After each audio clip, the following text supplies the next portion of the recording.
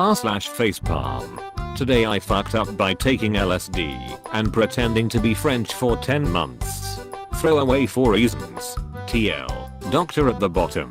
So this was more of a foo that happened quite a while ago, which only just caught up to me a few weeks ago, so also not today. About 11 months ago I moved into a new house as a temporary sort of thing, until I could get the money together to sort something out properly. I was hoping to have already moved out by this point. On my second day, after I'd finished unpacking, I decided to break the house in with a nice acid trip. I'd brought some with me that I'd recently bought, but not had the chance to use yet. Things were going well with the trip, but then it seemed to be getting really intense, and I quickly realized that the taps were much stronger than I had been told they were, and I thought being locked up in the unfamiliar house wasn't helping me relax.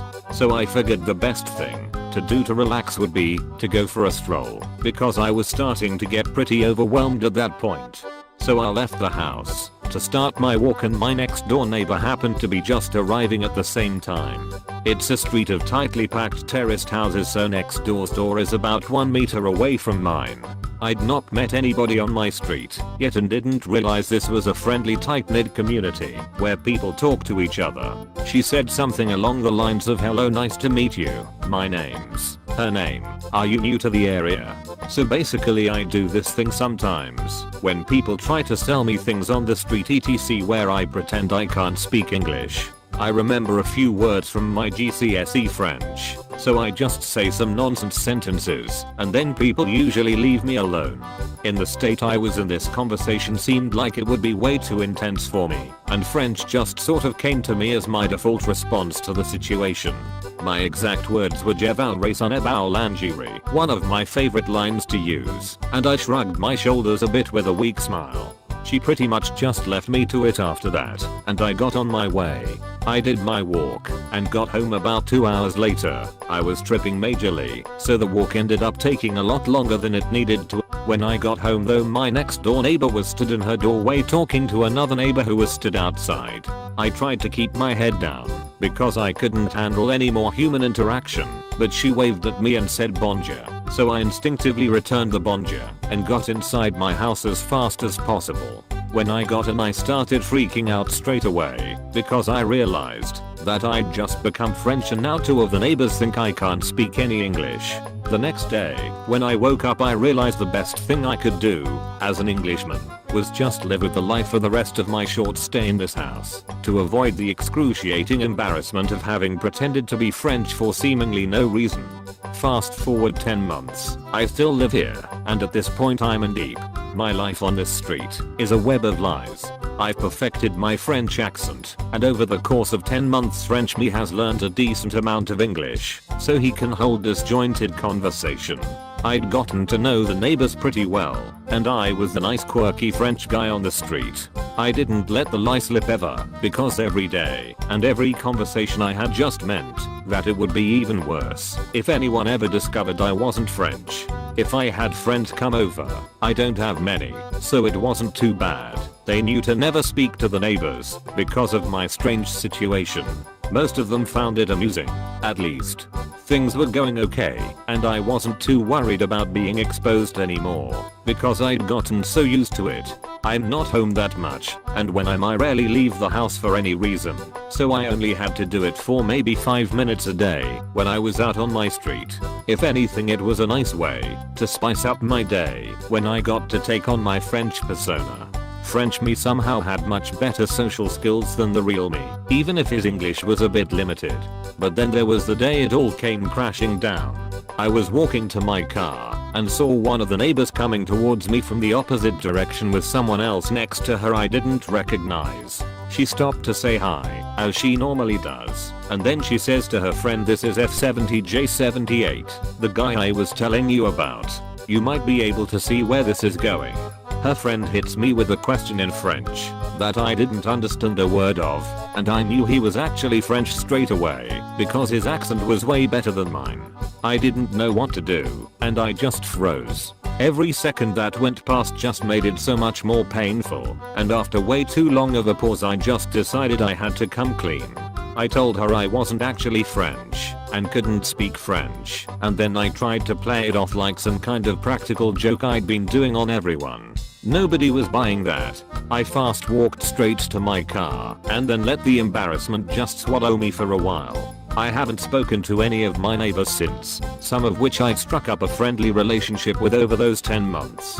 I make sure nobody is around now whenever I leave the house, and I do a loop around the block in my car if any of my neighbors are walking down the street when I get home, so that I never come into contact with them. Every time I think about the day I was discovered, the embarrassment physically hurts me.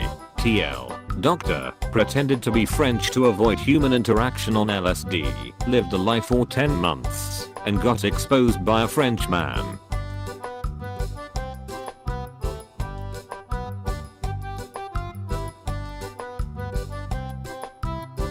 Today I fucked up by hoarding my grandparents' pension and starving them. My grandparents don't earn much and are living hand to mouth. They don't go out much from their house. So I help them in their routine chores like paying bills, going to ATMs, etc. I'm also in charge of collecting their pension. Few days back, my granddad gave me the undertaking required to collect the pension. It usually takes an hour, but that day it took 3. I also had some things to attend to, so when I was done, I realized that it was late. I came back to my place, we live separately, and figured that I'll return his pension the next day. The next few days were so hectic that I completely forgot about his pension. I usually keep 2 wallets. One has all the cash, which I keep at home, and has the pension, and the other one has only cards. I use the latter one more. After 5 days, I was in need of some cash. So I opened my other wallet and realized that his pension was still sitting there. I was horrified, and then some guilt came, and then a little more. I was so ashamed that I ran to their house. I knew that they'd be angry, so I bought some groceries as a compensation. As soon as my granddad opened the door, I started apologizing. He kept smiling during my apology and forgave me as soon as I was done. I handed over the pension and went to keep the groceries in the fridge. Well, my guilt was gone, and I was again my normal miserable self. I opened the fridge to put the groceries in, and it was literally empty, except a few ice trays. There was nothing. My guilt came running back to me. I walked in the kitchen and there was just a half-cut loaf of bread. I knew I was the cause of this. I asked them about it, and they told me how they knew I was busy and thought that I'd turn up when I had the time. They didn't even try calling me because of the same reason. I had never been more ashamed in my life. My one mistake pushed them towards starvation. They already had a really hard life. They had been abandoned by their children, who took all their money. First their children stopped caring, then somewhere down the line, they did too. And I guess that's why they've stopped asking for anything from anyone. It's really hard to watch, and still, they keep smiling with their saddened eyes. I guess when you get old, you stop expecting from life anymore. TL. Doctor, forgot to give my grandpa's pension back due to my busy schedule. They didn't have enough money to buy groceries and had to survive on a loaf of bread.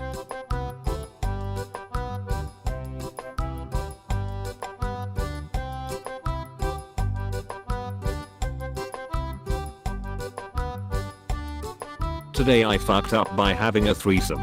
My girlfriend and I have been together for several months now. We only see each other on weekends due to distance and work schedules, but this last weekend I fucked up. Her friend was hanging out with us, who is also female. They were making out and grabbing on each other, and well, one thing led to the next, and I was involved. We went to the bed and started fucking, but before I went inside her friend, I looked at my girlfriend in the eyes and asked, "Is this okay?" She said yes, but shortly after this, my girlfriend got up and left, but we thought she went to the bathroom. After a few minutes, we stopped having sex and went to look for her, but couldn't find her for 15 minutes. My girlfriend was understanding and wasn't upset with me or her friend, or so I thought. I called her the following night cause I felt extremely guilty. She said it was okay and it was just a spur of the moment kind of thing. She simply asked that I never do it again. Come this weekend, she breaks up with me over text saying she doesn't want to be with someone who slept with her friends. I absolutely love her so much, but I'll let lust get between us. I really fucked up, guys. TL. Doctor, I fucked my girlfriend's friend with her, and then she broke up with me because she doesn't want to be with someone who slept with her friends.